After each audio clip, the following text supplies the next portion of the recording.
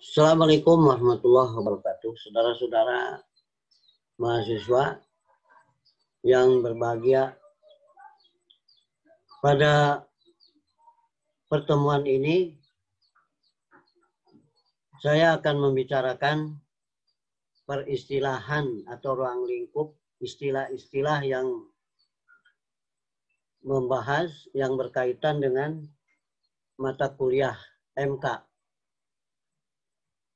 yang fungsi kewenangannya judicial review. Kemudian di negara-negara lain ada yang namanya konsil konstitusional, istilah ini itu di Prancis. Kemudian juga ada istilah lain juga, Wettsingrecht. Ini pada dasarnya hampir sama, ya. Cuman ini di negara-negara lain. Selanjutnya saya akan membicarakan sejarah perkembangan Mahkamah Konstitusi. Terbentuknya Mahkamah Konstitusi sebagai lambang kekuasaan kehakiman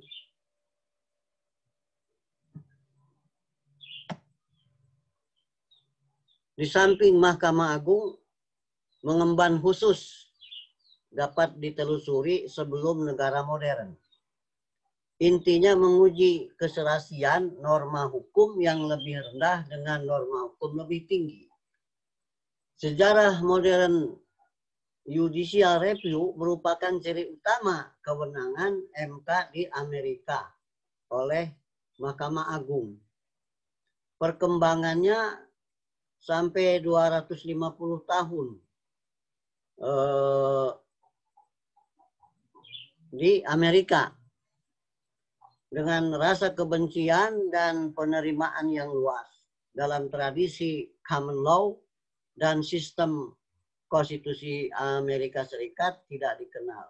Tapi fungsinya langsung ditangani oleh MA, Mahkamah Agung, yang disebut dengan Guardian of American Constitution atau pengawal konstitusi. Di Eropa kontinental disebut Mahkamah Konstitusi. Di negara komunis dan negara lain yang menganut sistem supremasi parlemen, MK juga nggak dikenal. King, Queen in Parliament.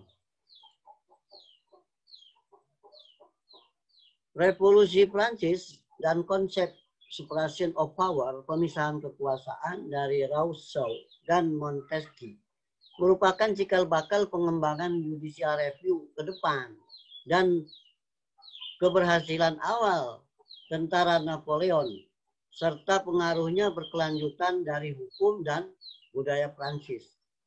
Membawa sikap dan menyebar ke beberapa negara sistem hukum yang berbeda. Dengan adanya kasus buruk di Amerika tentang judicial review, kasus Marbury Act atau lawan Madison 1803, kemudian kasus Dred Scott 1857 terkenal buruknya, menyebabkan pembaharuan di Eropa mulai berpikir bahwa lembaga MK semakin penting dan berguna di Eropa. Jadi ada juga berlaku tidak semestinya lah di Amerika juga. Ini namanya hukum itu juga sama di negara lain juga. Kadang ada normal, ada tidak normal. Kemudian ada istilah chaos, kemudian dikonstruksi, dibangun kembali. Demi berfungsinya lembaga MK ini. Kemudian di abad modern, ini muncullah ahli hukum Hans Kelsen, teori hukum murni pada abad 20 di mana menyusun sebuah konstitusi bagi Republik Austria baru muncul zaman Kaisar Austro-Hungarian 1919. Kelsen percaya konstitusi sebagai perangkat norma hukum yang superior, lebih tinggi. Kelsen juga tidak percaya terhadap peradilan biasa sehingga merancang mahkamah khusus yang terpisah dari peradilan biasa untuk mengawal undang-undang. Merancang untuk negara Austria, kemudian kemudian mendirikan MK di Cekoslowakia 1920. Ada istilah konstitusional dilakukan oleh hakim dengan judicial law. Ya, bisa menguji undang-undang atas Undang-Undang Dasar 1945.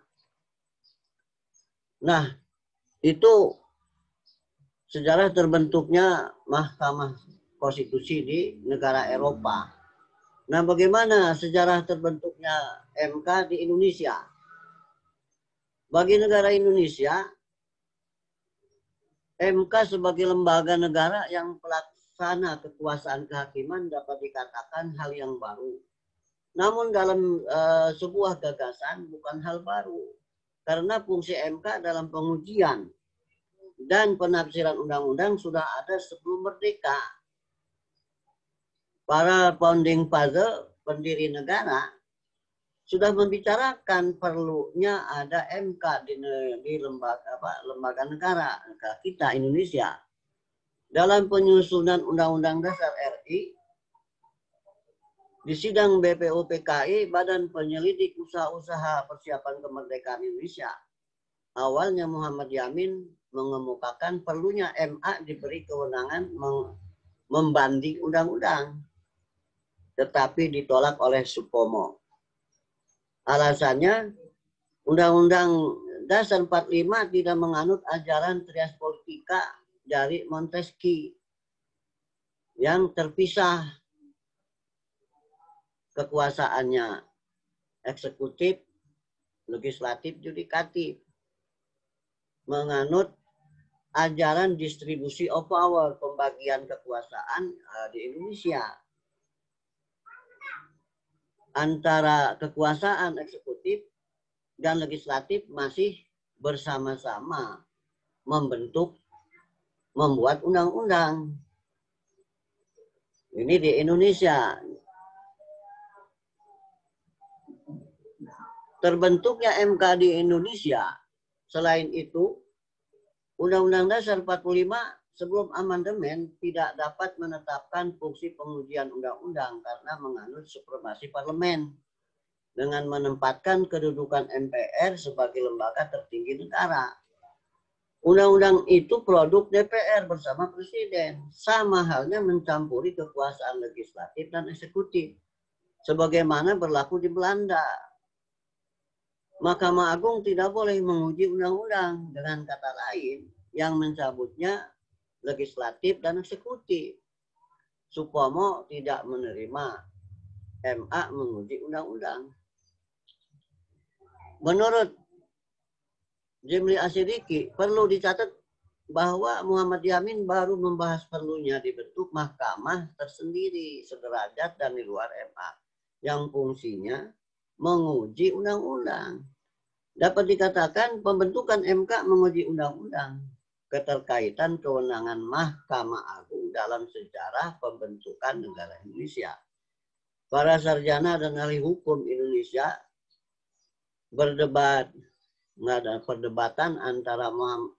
melihat perdebatan antara Muhammad Yamin dan Supomo, perlunya dibentuk MK, lembaga yang menguji undang-undang atau judicial review. Pembentukan MK di Indonesia terjadi perdebatan juga. Ada yang mengusulkan agar pengujian undang-undang adalah kewenangan MA. Usulan IKHI, Ikatan Hakim Indonesia, IKADIN, Ikatan Advokat Indonesia, sudah lama mengusulkan, dan pendapat para ahli hukum Indonesia lainnya. Akhirnya,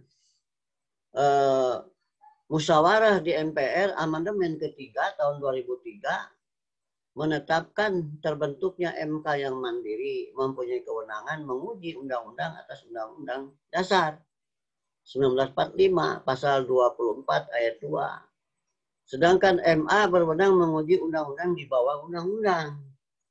Pasal 24 ayat 1, Indonesia merupakan negara yang ke-78 memiliki Mahkamah Konstitusi terpisah dari Mahkamah Agung yang fungsi dan tugasnya adalah yang mandiri. Demikian, semoga menjadi paham.